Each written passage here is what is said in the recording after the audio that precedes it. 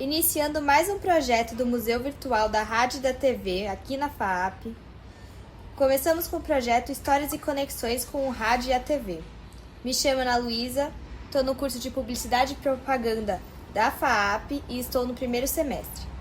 Aqui estou com o meu entrevistado, meu padrinho, Marco Antônio Simões. Bom dia.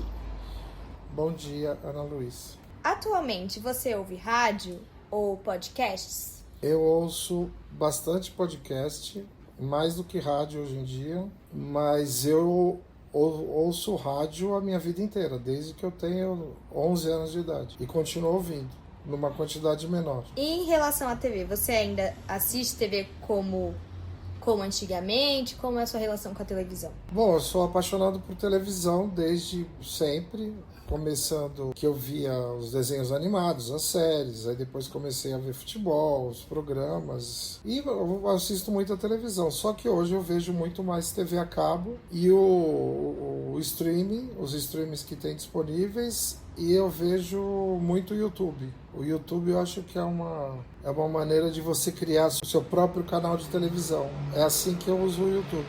E pensando na relação que você falou, que você assiste bastante TV a cabo, como a sua rotina se baseia na programação da rádio ou da TV? Olha, na pandemia eu descobri o YouTube como uma ferramenta para eu filtrar o que eu queria assistir. Então eu criei uma série de playlists, então hoje no meu canal do YouTube eu tenho uma playlist de podcast, uma de humor, uma de futebol, uma de arte, uma de filmes que tem no YouTube disponíveis, entrevistas históricas, coisas vintage. Então assim, eu criei uma programação e quando eu tô sem opção nenhuma, eu entro no meu canal do YouTube, eu vejo o que eu salvei ou o que eu deixei para depois, né? Por exemplo, na semana passada eu botei 3 filmes que não tem nenhum streaming, mas tinha no YouTube. Então eles estão lá guardados para eu assistir a hora que eu quiser. E acho que isso que o YouTube proporcionou mudou a forma como as pessoas assistem,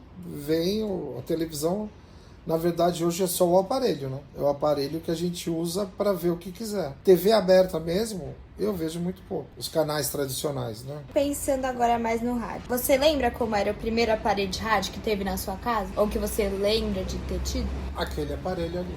Aquele rádio capela. Aqui em casa, na sala, tem um rádio capela que era do meu avô. Ele ouvia os jogos do Santos, que a nossa família é toda santista. Ele ouvia a Copa do Mundo, tudo nesse rádio. E eu sempre fui apaixonado por esse rádio.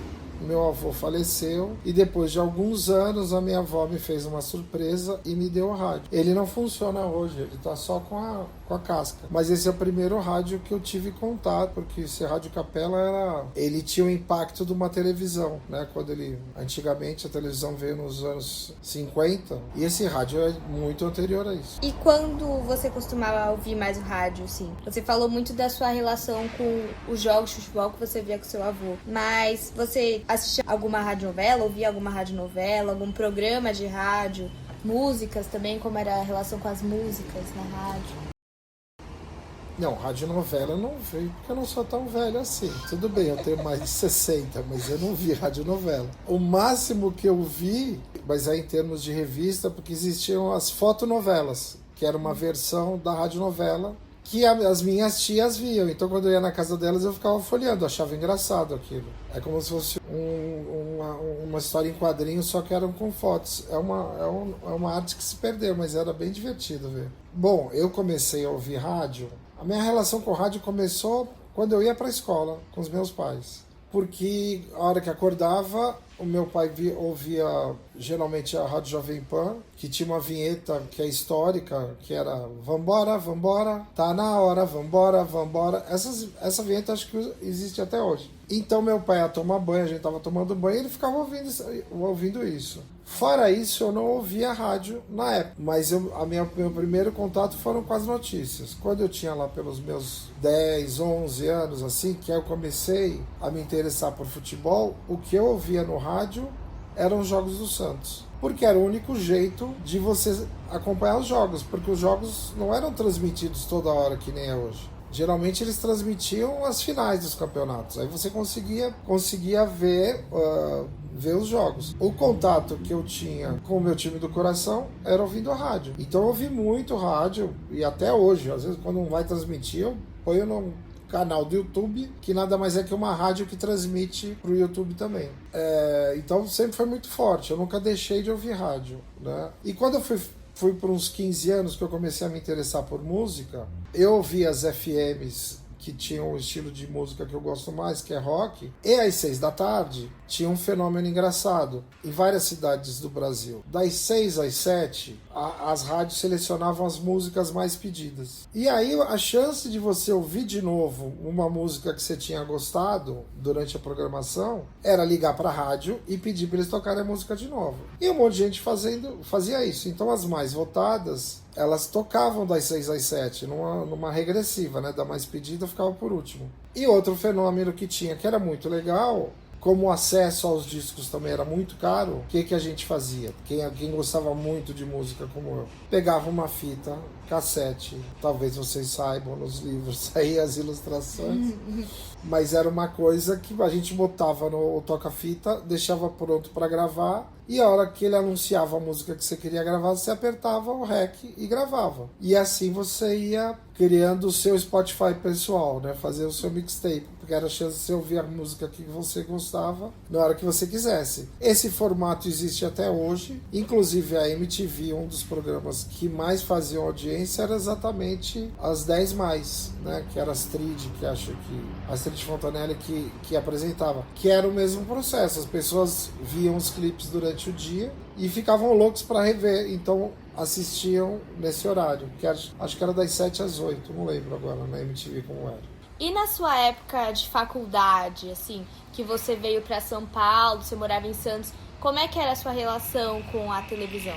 Quando eu vim para São Paulo, eu morei não dá para chamar de república, na verdade eu me hospedei na casa, no apartamento de um cara que eu nem conhecia, mas a gente ficou amigo na época, mas aí ele queria sair, eu não sei o que aconteceu, e aí eu perdi o meu espaço, né? Ia ser despejado. Então, aí eu tinha alguns amigos que já moravam numa república, eles sim eram uma república, aí eu fui morar com eles. E na república, a gente não ouvia rádio e via pouca televisão. A gente ouvia disco o dia inteiro, era o dia inteiro ouvindo música. A gente ligava a televisão para ver alguma coisa, o que ia acontecer, eventual. Mas, quando chegou a MTV, eu já estava trabalhando profissionalmente, eu ainda tive a sorte de ir na feira, num evento que um dos stands era o stand da MTV. Eu fui como profissional, eu ganhei postal, ganhei uma camiseta da MTV, e a gente começou a assistir a MTV, e da hora que ligou a MTV, do dia que inaugurou, durante todos esses anos que eu fiquei na República, que foram 6, 7 anos, a gente assistia MTV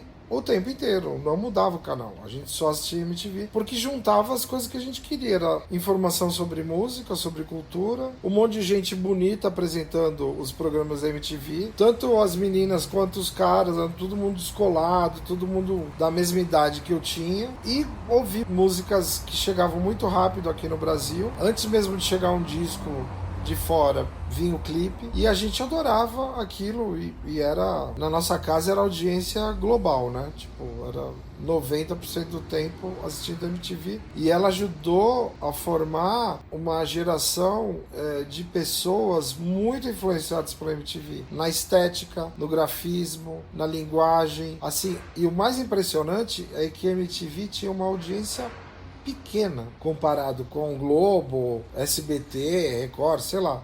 Na época era mais Globo, né? Mas assim, ela teve um impacto na cultura pop e na cultura do jovem em geral, que o que aconteceu, quase todos os DJs, os apresentadores da MTV, eles foram absorvidos pela Globo. A Globo levou um monte deles pra lá. E é um fenômeno mesmo, porque ela tinha muito pouca audiência. E era um trampo pra ver MTV, que tinha que ter uma antena, tinha que sintonizar o HF, botar bombril na antena da televisão, um negócio arcaico, pra conseguir assistir. Era impressionante, assim, ela influenciou tudo. Moda, cultura pop, linguagem. Os comerciais começaram a imitar as vinhetas da MTV, porque fazia muito sucesso, fez muito barulho. A MTV talvez não tenha, na mídia em geral, o destaque que ela merecia. Só quem assistiu a MTV, no nosso caso era massivamente, porque enquanto a televisão estivesse ligada eu estava lá, ela devia ter mais repercussão, devia ter... A memória da MTV devia ser preservada de um jeito decente, porque ela está abandonada lá no acervo, lá na detentora dos direitos, e aquilo ali vai acabar se perdendo. Mas ela foi muito importante para... Não só foi importante onde ela teve no mundo, mas eram pessoas que a gente queria ser amigo de todas elas, de todos os apresentadores. Eu sigo esses apresentadores até hoje no YouTube. Cada um deles tem um canal. Então o Thunder, o Gastão, Fábio Massari, enfim. Eles têm canal no YouTube, né? O Massari não tem, mas os outros têm. Eles dão uma continuidade do legado no que se refere a conteúdo. Mas eles não têm aquele monte de profissional maluco que fazia as vinhetas mais incríveis que você pode imaginar. E era, nossa, também a mesma coisa, a mesma dica. Entre no YouTube, procure MTV anos 90. O que tiver, assista, porque vale muito a pena. Foi muito importante a MTV para a cultura brasileira, não só para televisão. Assistam a MTV.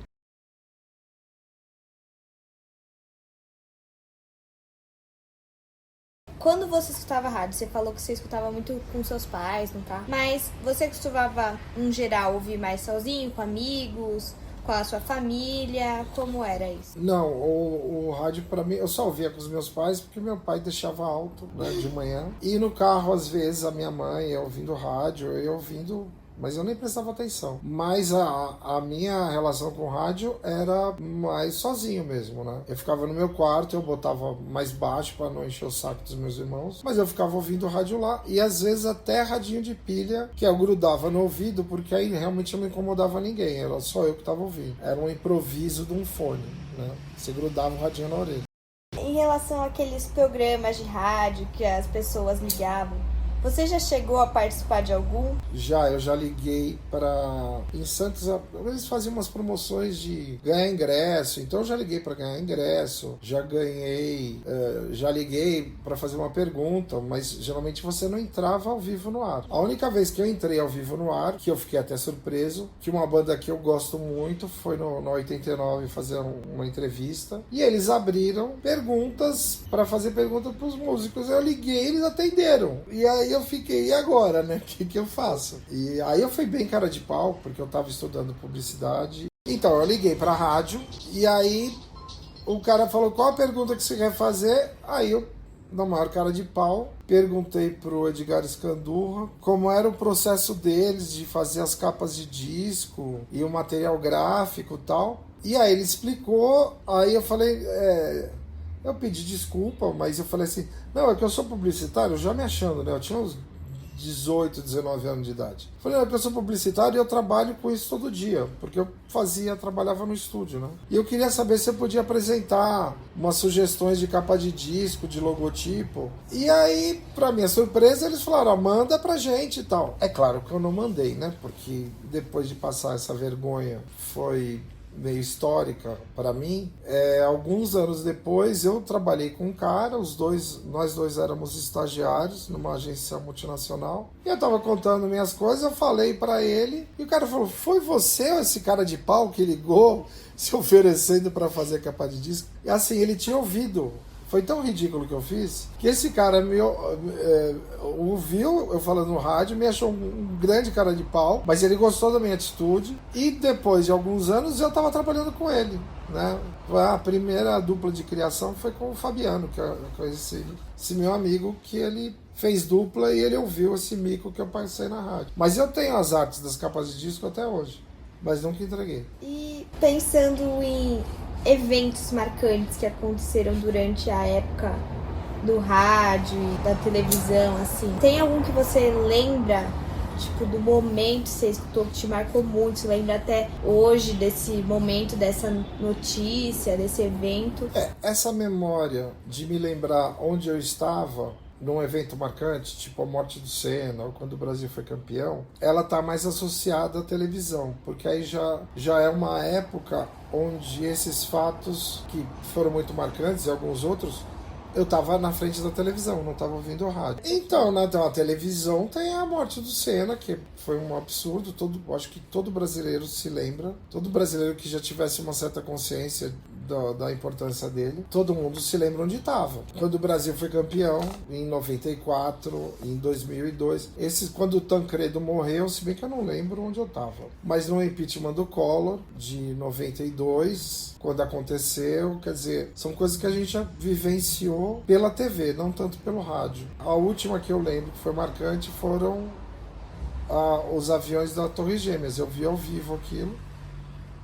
Eu ia pra casa de uma amiga ajudar ela a botar a prateleira, que era um negócio surreal, que era tipo 10 horas da manhã. Eu cheguei antes. Aí falei, não vou subir, né? Talvez ela esteja dormindo. Aí fiquei no boteco, umas 9 e pouco da manhã. Aí pedi um café com leite, um pão na chapa, sei lá o que eu pedi. E eu tava lá e tava mostrando, aí eu vi um avião batendo no prédio. Aí daqui a pouco eu vi a mesma cena, falei, não, eles estão repetindo. Porque as pessoas, o som tava baixo, né, no bar. Só tinha a imagem. E as pessoas falavam, o que aconteceu? O que aconteceu? Aí eu falei, não, estou mostrando de novo. Assim, alguns segundos depois, eu me dei conta que era um segundo avião batendo na torre. Aquilo foi um choque para todo mundo no boteco, todo mundo ficou mudo. E eu lembro que depois disso eu fui trabalhar, que eu trabalhava à tarde nessa época. E eu cheguei lá e ninguém estava trabalhando, estava todo mundo grudado na televisão, querendo saber o desdobramento. E assim, o meu medo e o comentário de um monte de gente falou, vai terceira guerra mundial, né? Porque não é possível. É de uma ousadia ter um ataque terrorista no centro, talvez da cidade mais importante do mundo, que é Nova York. Então aquilo ali foi estarrecedor. Então eu me lembro exatamente o que eu ia fazer, onde eu estava, e a pane geral que deu em todo mundo. Em relação aos comerciais, pensando também, você é um publicitário e gosta muito de coisas da TV em geral, tem algum comercial que passou na rádio, na televisão com jingles, com produtos, que você se lembra até hoje? Olha, os jingles... O Brasil não faz mais jingle, né? O Brasil hoje em dia faz uma paródia. Ele pega uma música famosa e põe a letra no mesmo ritmo da música para vender um produto. Não se cria mais nada, nenhum jingle novo. É uma pena que o Brasil, ele dos anos 60, 70, tinham caras gigantescos que escreviam jingles, assim, músicos profissionais. E eu me lembro de muitos jingles. Eu tanto me lembro como eu tenho uns 3 ou 4 CDs só com jingles antigos, e é um mais maravilhoso que o outro. Hoje em dia não se tem mais isso, é uma arte que se perdeu. Eu tive a sorte de criar vários jingles, nenhum famoso, mas assim, como trabalho de publicitário, eu geralmente sugeria jingle, porque era uma arte que ainda era muito valorizada. Hoje em dia não é mais, hoje em dia tem os jingles, mas é tudo em cima de música famosa. É muito triste isso, porque se você ouvir os jingles antigos, se você botar no canal do YouTube jingles famosos ou jingles dos anos 50, você vai ver um monte de jingle, um melhor que o outro, com criatividade, com humor, com qualidade musical. Assim, tem algumas coisas que vão sumindo, que assim, o criador de jingle, o músico que faz jingle, é equivalente ao sapateiro, sabe? São profissões que vão ficando para trás, porque a tecnologia e o progresso vão acabando com essas profissões, assim. Eu tenho um amigo que é produtor, ele tem uma produtora de som, de jingle, mas ele não grava mais jingle, o que ele grava é audiobook, ou quando alguém quer gravar um disco. E assim, pra gente fechar no aspecto do rádio, qual é a questão que mais te encanta no rádio, que mais te impressiona, que faz você gostar do rádio? Olha, o rádio tem uma característica que é a magia de você ter que imaginar o que está sendo dito. Quando é uma notícia, você, teve um ataque, você não vai ficar imaginando o ataque. Mas quando se trata de um evento esportivo, que os narradores, os bons narradores de jogos de futebol, por exemplo, eles descrevem um pouco onde a bola está, que jogador que está com a bola, quem que está perto dele, qual que é a região do campo, se ele deu um drible, se ele deu um passe. Eles descrevem com uma riqueza de detalhes tão grande que quando sai um gol, depois quando você vê na televisão os gols, tipo os gols do Fantástico, você vai ver os gols da rodada, às vezes algum gol que você só conseguiu criar na sua cabeça é parecido como foi o gol de verdade, de tamanha capacidade dos narradores de descreverem bem o lance. Isso aconteceu comigo várias vezes, né? Mas por mérito dos narradores, não por causa da minha imaginação. Então isso eu acho mágico, o poder do rádio. E a outra coisa é quando você está ouvindo uma música, muitas vezes você está em casa ou está dirigindo o carro e aí está ouvindo o rádio e toca uma música que ela se encaixa perfeitamente com o momento que você está vivendo. E quando você está sozinho, isso é muito forte. Então, isso é só o rádio que tem essa magia. Na televisão está escancarado, lá você vê a imagem, né? Então não precisa imaginar nada. A televisão tem outros méritos, né? Tem outras valências que são insubstituíveis. Mas o rádio para mim é mágico por conta disso. Uma coisa importante. O rádio faz companhia. Não tanto durante o dia que você está ouvindo lá as músicas e tal, mas de madrugada tem muitos programas, inclusive de rádio de música, que tem mais bate-papo e ouvintes ligando para pedir música ou para fazer uma pergunta, que durante o dia isso não faz muita parte da programação. Mas de madrugada, às vezes tem locutores que ficam conversando com os ouvintes. E isso é uma companhia inestimável. Para quem está sozinho, para quem está na fossa, mesmo que você não ligue, mas você vê as pessoas conversando. Então é como se você estivesse presenciando um papo que às vezes é interessante, às vezes não é nada, né? Mas faz parte também. Agora, passando por umas perguntas mais focadas na televisão. Qual você lembra de seu primeiro aparelho de TV na sua casa? Olha, a coisa mais antiga que eu me lembro de televisão, pode parecer meio clichê, mas é verdade. Eu não assistia televisão, mas quando o Homem Pisou na Lua, foi transmitido. E eu lembro de entrar, eu era muito pequeno, devia ter uns 4, 5 anos. E eu me lembro de olhar na televisão a imagem, provavelmente não era ao vivo aqui no Brasil, mas eu me lembro do homem andando na lua. Só que assim, com 4 anos você não foca nada, né? Eu já saí pra brincar na sequência, mas eu me lembro dessa cena. A televisão era preta e branca, era aquelas televisões de tubo pequeno. Mas em casa a gente sempre teve televisão e aí com o tempo ela foi aumentando de tamanho. Mas eram televisões de, 14 polegadas, 16, eram televisões muito pequenas, tudo de botão. Era muito arcaico, você só vai ver se você for no museu, que você vai ver essas televisões. E o que você mais gostava de assistir na TV, assim, na sua juventude, quando você começou a ter realmente um contato maior com a televisão? O que você gostava de assistir? Você tinha algum programa favorito, desenho também? Tinha os desenhos animados, né? Durante muito tempo eu só via desenho animado. Com 11 anos eu comecei a ver séries, mas ainda vi muito desenho animado. Desenho animado, e era uma época de desenhos animados muito bons, né? Tinham seriados também, Tarzan, Bonanza, Chaparral. Esses eram mais antigos. Quando eu comecei a ver, já estava meio acabando. Mas eu vi muito Tarzan, Zorro, que eram as séries que a gente assistia. Tinham muito poucas opções de canais, né? Não dá hoje, é um absurdo. Mas a maior parte era desenho animado. Banana Splits, TV Globinho, Sítio do Pica-Pau Amarelo. E tinha também Vila Sésamo, era equivalente ao Sesame Street, que é do Garibaldo, enfim, tinha uns personagens. Era muito legal, mas a maior parte do tempo era desenho mesmo. Comecei a ver série mesmo, era já com uns 11, 12 anos, porque eu já tinha ido pro ginásio, e aí você convive com outros jovens que também estão vendo série, então a gente ficava trocando. Que nem hoje as pessoas indicam série. Você precisa ver, o negócio tá na Netflix. Não, na Prime tem outro. A gente ficava trocando referência, então a gente acabava assistindo mais ou menos a mesma coisa, com dicas de todos os lados. Então é mais ou menos o que acontece hoje. Só que agora é mais fácil, né? Você liga o aparelho e pega a série. Naquela época você tinha que ficar esperando o sábado à tarde para passar a série que você queria ver. E hoje em dia, o que você acha que costuma mais assistir? Séries, filmes, programas da TV mesmo?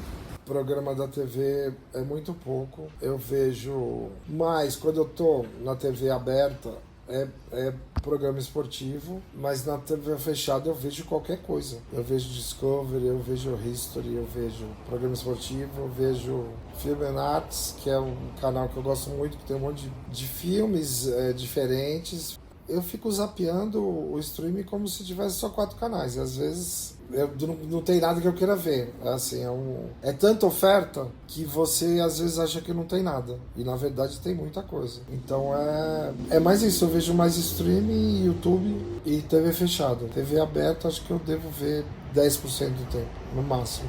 Pensando com quem você costuma assistir esses programas, esses filmes, séries na televisão, comparado com antigamente e hoje em dia? Assistia com as pessoas, assistia sozinho? Não, quando era moleque, a gente via a televisão que tinha na sala, né? Aí era o pai que mandava, a minha mãe não falava nada, porque o meu pai que mandava, né? Tipo, o controle remoto ficava na mão dele. Isso na época que nem tinha controle remoto, ele já mandava. Porque ele queria ver as coisas. Então, quando ele não estava vendo televisão, a gente ia lá e botava. Os irmãos eram mais ou menos na mesma faixa, então a gente via o que estivesse passando na televisão. Ah, vamos ver o desenho, todo mundo ia ver o desenho. Então, tinha essa coisa de ficar em volta da televisão, como era antigamente no rádio. Quando não tinha televisão, a família se sentava ou na varanda ou na sala, onde tivesse o aparelho, e ficava ouvindo rádio, a família toda, né? Quem não queria ler livro, mas eu não sou desse tempo, mas eu sei que era assim. Mas conforme o tempo vai avançando, meu pai comprava uma televisão nova para a sala e a televisão velha é para o quarto dos filhos, né? Então, aí ali a gente tinha uma autonomia e quem estava em casa, o que estivesse vendo, os outros respeitavam. Eu ficava na rua praticamente o dia inteiro, né? Porque eu ia jogar bola, ia andar de bicicleta, eu não ficava muito em casa vendo televisão. A minha infância foi na rua, riscando tijolo no chão para fazer gol, para fazer a grande área, porque a gente jogava na calçada. Então eu ficava a maior parte do tempo não vendo televisão. E aí eu deixava os meus irmãos. E hoje eu vejo com a minha esposa, com a minha sobrinha, que no caso é você. Cada um vê uma programação diferente. A gente gosta de ver filme, desenho animado divertido. Com a minha esposa a gente fica vendo série, fica vendo Big Bang Theory pela 300ª vez, porque a gente vê todo dia. Mas as séries geralmente eu vejo as minhas, ela vê as dela, porque não dá pra esperar. Eu gosto muito de ficção, ela já não curte. Então eu vejo mais de madrugada. Vejo 15 minutos e durmo e acordo de madrugada e continuo vendo. Então, para fechar aqui nossa entrevista, como você acha que essa sua conexão tão forte com a rádio e a televisão contribuíram para você escolher a sua carreira profissional? Olha, eu escolhi ser publicitário porque eu adorava ver os comerciais. Imagina, final dos anos 70, 80, era o auge do Washington Oliveto, de uma série de profissionais que são históricos na propaganda. E eu me lembro de ver os comerciais e eu ficava tentando descobrir como eles tinham sido feitos, né? Então tinha alguns comerciais que eram fáceis, mesmo eu lá com meus 14, 15 anos, assim, aí eu geralmente, Marco Antônio, como é que eles fizeram isso aí? Aí eu tentava, dava a minha teoria. A minha brincadeira era essa, era não criar roteiros, mas descobrir como tinha sido. Inverteram o filme, passaram de trás para frente, ou viraram a câmera inversa. Essas coisas mais simples eu conseguia identificar. Mas tinha um comercial que ganhou muitos prêmios e era um comercial que eu tive que ver a matéria, porque ele ficou tão famoso, que tiveram que explicar como é que era a morte do orelhão. Para quem não viu, vale a pena, clica no YouTube, Telesp Morte do Orelhão. Era um orelhão de rua, os orelhões aqui em São Paulo, antigamente tinha, a cada 50 metros tinha um orelhão, né? Botar ficha para você poder ligar. E era todo mundo tinha ficha telefônica no bolso, porque às vezes estava na rua, precisava ligar, você achava um orelhão, ligava. Mas com o tempo eles foram sendo maltratados, as pessoas começaram a colocar adesivo, dava porrada, o orelhão, aquela parte amarela que cobria o telefone, protegia o telefone, quebrava e estava tendo muita depredação em São Paulo. E aí fizeram uma campanha para não depredarem o orelhão. E a solução que foi feita, que foi genial, esse comercial, óbvio que eu nunca adivinhei como foi feito. Adivinhei depois que teve uma matéria. Mas ninguém sabia como tinha sido feito. Eles pegaram o orelhão e embaixo do orelhão, onde seria o esgoto ali da calçada, eles fizeram um fundo falso e o cano do orelhão era de borracha, não era de metal, como é o normal. Era feito de uma borracha grossa, azul, da mesma cor do cano de metal, de ferro. E conforme as pessoas passavam ao longo do lado do orelhão, elas ignoravam o orelhão e o orelhão começava a murchar. E o truque que o cara inventou, que é um cara de efeitos especiais brasileiro genial, ele ia abaixando um cano de ferro que sustentava aquele cano de borracha. À medida que ele ia abaixando, ele estava escondido debaixo da calçada. Ele ia abaixando o cano, o orelhão ia se dobrando, como se estivesse passando mal, como se fosse desmaiar. Vale muito a pena procurar no YouTube, porque é maravilhoso esse comercial. E aí, até que o orelhão cai no chão e morre. né? E o mote era esse, né? Não deixa o orelhão morrer, cuide do orelhão e tal. E a minha brincadeira era essa. Eu queria primeiro descobrir como fazer e depois eu achei que, pô, deve ser legal trabalhar com isso, porque olha como tem os comerciais incríveis, né? E aí eu fui fazer, principalmente, esse comercial nem é do Oliveto, mas eu resolvi fazer por causa do Washington Oliveto. Fui estudar propaganda porque eu queria trabalhar com ele. Eu não queria ser como ele, eu queria trabalhar com ele. Um sonho que eu nunca consegui realizar porque eu sou idiota. Porque eu tive chance. E eu, na hora que apareceu a oportunidade, eu tive uma escolha errada.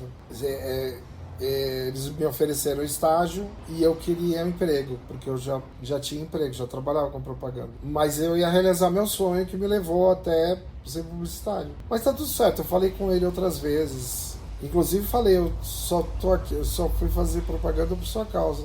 Aí ele falou, me desculpa. Ele sempre foi muito bem-humorado, né? Então ele sempre foi minha inspiração. Você tem algo a acrescentar que você queira dizer? O que eu tenho algo a acrescentar, na verdade, é uma sugestão. Hoje em dia tem a facilidade de se procurar no YouTube. No YouTube você consegue entrar programas de rádio inteiros, antigos, comerciais, um monte de comercial incrível, de jingle. Então dá uma fuçada no YouTube. O YouTube, uma das grandes legados do YouTube é ter proporcionado que quem tinha essas gravações disponibilizasse no YouTube e as pessoas podem ter acesso. Porque era uma época totalmente diferente, tinha todo o seu glamour, tinha todo o seu encantamento, assim como a atual. Mas é legal você ver o passado, como era feito, como o grau de qualidade das coisas. Então vale muito a pena. Começa pela Morte do Orelhão, que é sensacional. Muito obrigada, tio. Foi um prazer.